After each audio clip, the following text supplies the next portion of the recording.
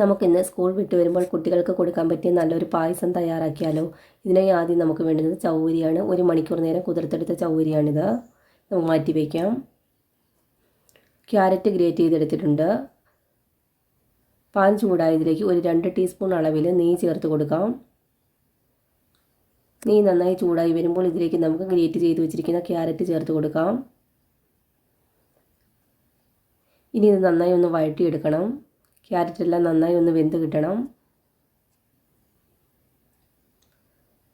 ഒരു 5 മിനിറ്റ് നേരം നന്നായി ഒന്ന് വഴറ്റിയെടുക്കാം.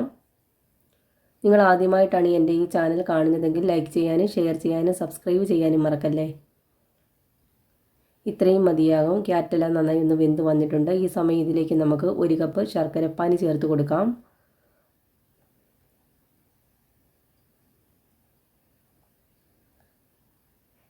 നന്നായി ഇളക്കി കൊടുക്കണം. ഇനി ഇതിലേക്ക് നമുക്ക് കുതിർത്ത് വെച്ചിരിക്കുന്ന ചൗവരി കൂടി ചേർത്ത് കൊടുക്കാം.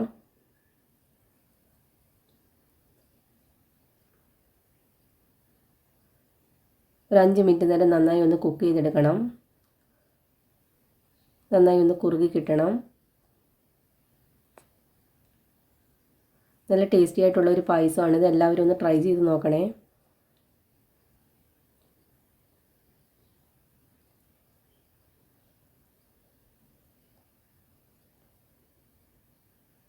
പായസമെല്ലാം ഇപ്പം നന്നായി ഒന്ന് തിളയ്ക്കാൻ തുടങ്ങിയിട്ടുണ്ട്. ഇത്രയും മതിയാകും. പായസമെല്ലാം നന്നായി ഒന്ന് കുറുകി വന്നിട്ടുണ്ട്. ഇനി ഇതിലേക്ക് നമുക്ക് 1/2 കപ്പ് അളവിൽ പാല് ചേർത്ത് കൊടുക്കാം. അതിനു മുമ്പ് 1/2 ടീസ്പൂൺ ഏലക്കാപ്പൊടി ചേർത്ത് കൊടുത്തിട്ടുണ്ട്.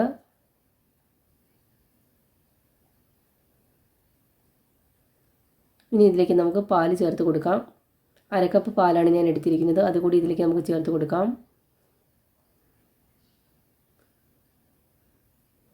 ഇനി 2 മിനിറ്റ് നേരം കൂടി നന്നായി ഒന്ന് തിളപ്പിച്ചെടുക്കാം. അപ്പോഴത്തേന് പായസം ഒന്നുകൂടി ഒന്ന് കുറുകി കിട്ടും.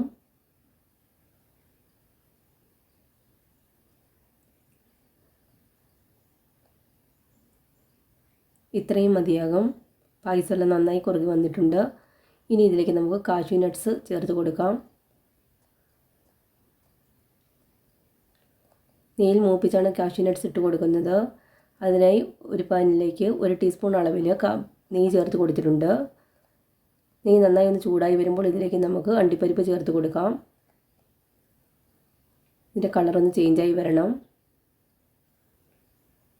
ഇത്രയും മതിയാകും. ഇതിലേക്ക് നമുക്ക് ഉണക്കമുന്തിരിങ്ങ ചേർത്ത് കൊടുക്കാം.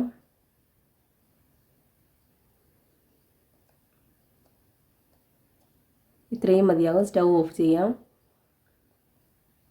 ഇനി നമുക്ക് പായസത്തിലേക്ക് ചേർത്ത് കൊടുക്കാം.